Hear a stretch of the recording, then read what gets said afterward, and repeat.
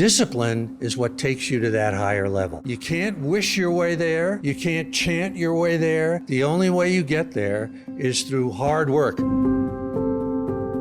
That's the question my coach keeps asking me. Do you want to be fast now or do you want to be fast at the next World Cup? It's an interesting balance between being future thinking and looking at the process and understanding where you're going and trusting that you're going somewhere, but also being okay with where you are right now. And that doesn't mean this is going to be the moment forever, but you have to honor that break and that rest and what regeneration happens in your body to be able to actually deliver when you need to be fast. The interesting thing about being a professional athlete is we do have these goals and we have cycles and we have training structure for the entire year. And the goal is to really peak. So we're trying to have kind of like superhuman performance for a few big events a year. And a lot of people think that means that you're just training as hard as you can all the time. But really, I would say what differentiates amateur and elite athletes primarily is the recovery time, the ability to make that work count and to allow your body to recover between these hard sessions. So a lot of what we do in the fall is long, easy rides and just preparing your body to be able to take on this load. And it might feel like you're not doing all that you can, but it's critical to performance when the time comes. It really sounds like what you're talking about here is temperance, the idea of moderation, which I imagine is extra difficult when you are super committed, super ambitious. I imagine it sucks to not be peaking right now because that means you're having to be okay with not being as good as you'd like to be in the present moment or even for extended periods of time. Yeah. Optimizing versus maximizing, understanding what things you're doing that make a big difference and doing those things fully and completely, but not maximizing. I think for me, like running or the physical training that I do, part of that is creating the muscle that allows me to go like, I didn't want to go for a run this morning and I went.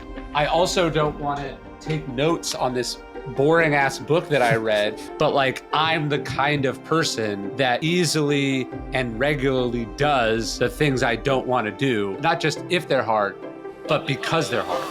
I think it's absolutely a muscle that we have. It's a mental muscle. And I think the research backs this up. If we can train that discipline, that self-control, that ability to sit with that hard thing and navigate it, it helps in other aspects of our life. So in my life, a lot of it is around physical practice. When I was growing up, I was a very competitive runner and I don't push it that much anymore. But what I make sure that I do is that in addition to, let's say, my easy running, at least once a week, I'm doing something where I'm pushing like the bounds of my physical ability. That could be going to a nearby hill and doing some sprints up and down it. It could be like, I'm gonna go out 4 miles and then turn around and try and run the last 4 miles like hard home. And I do that not because I'm trying to race. I don't race anymore or get in good shape. It's just because I want to be able to sit with that like situation where part of my mind is screaming at me to say, hey, like you're not training for anything. Like, why don't you just slow down? Why don't you quit? You don't have to do this. Whenever I feel that like anxiety or that fear or that pull, that acts as a signal to me to sit there and be like, all right, maybe I should move towards this for a little bit.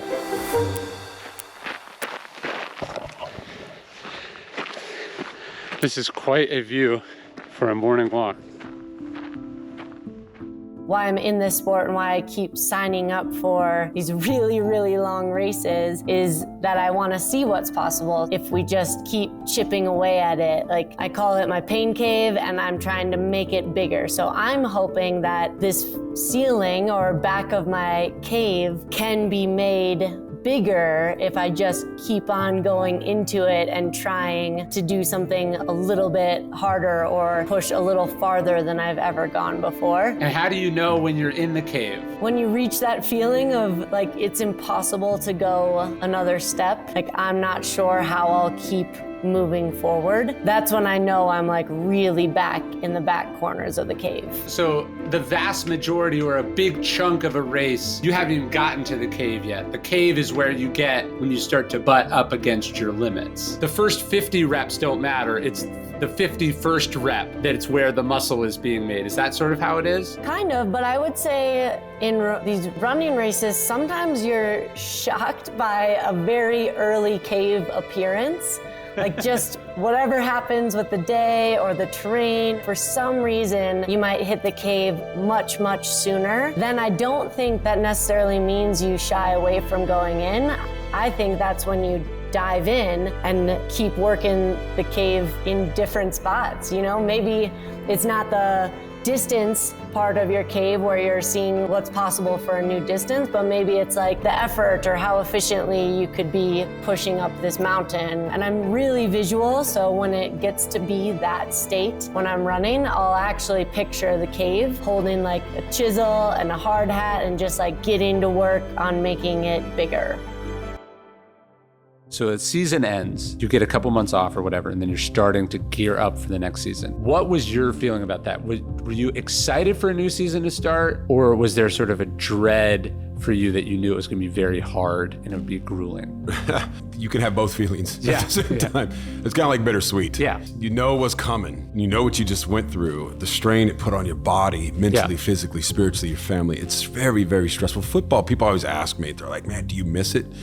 And I'm like, hell no. Right. But then part of me goes, hell yeah. It's like graduating from high school. I don't miss getting my ass kicked. Right. The fight, the monotony of going every single day, it becomes so boring. But football is a fight. It's not fun. The games are fun, but it's not fun. When you're going into your off season, obviously you try to focus on the good. That's the way I did it. I remember the good times, the positive stuff that I did. And then you take some time off where I didn't do anything for that first month. I wouldn't even touch a football.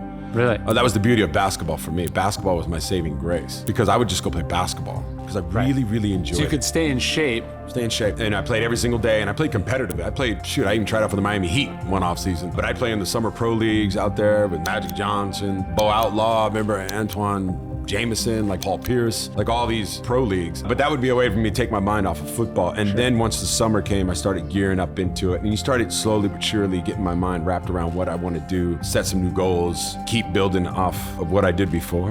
You're never satisfied. I think that's how you become truly, truly great. I never rested and said, oh my God, I was first team all pro last year. It's like, nah, I got to get even better. I had 1,000 yards. I need 1,200 yards this year. I need to keep pushing myself. You and I are very disciplined guys. If anybody watched us get up in the morning, they would say, wow, I wish I could do that. But they also might say they're crazy to be, lashing themselves like they are. I believe that life operates on two levels. And the higher level is the muse level, the level we were just talking about that the shaman saw. Sure. The level of your calling, of your work, whatever that is. And the lower level is our material plane. Yeah. And on that lower level is the force that I call resistance with a capital R. That's there to stop us from reaching this higher level, right? And if we don't reach this level, or we don't do our work, we don't follow our calling, then we get sick and we do bad things and shit happens, right? So what is the purpose of discipline? Discipline is what takes you to that higher level. That's right. That's why you have to have it. You can't wish your way there. You can't chant your way there. You can't, whatever was that book, The Secret, you can't vibe your way there. Yeah, you can't. The law of attraction is not going to get, it's bullshit. Yeah. The only way you get there is through hard work. The beings that inhabit this higher level that we want to associate with, that's the only thing they respect. You've got to punch your ticket and pay the price. So discipline is not a bad thing. You're not crazy to be self-disciplined because that's what gets you to this higher level and also gets you to just live your life so that when the day is over, you're calm. Yes. You're not freaking out as some of us have in the past.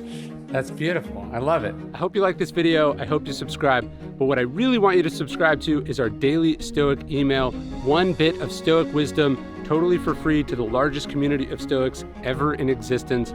You can sign up at dailystoic.com/email. There's no spam. You can unsubscribe at any time. I love sending it. I've sent it every day for the last 6 years. And I hope to see you there at dailystoic.com/email.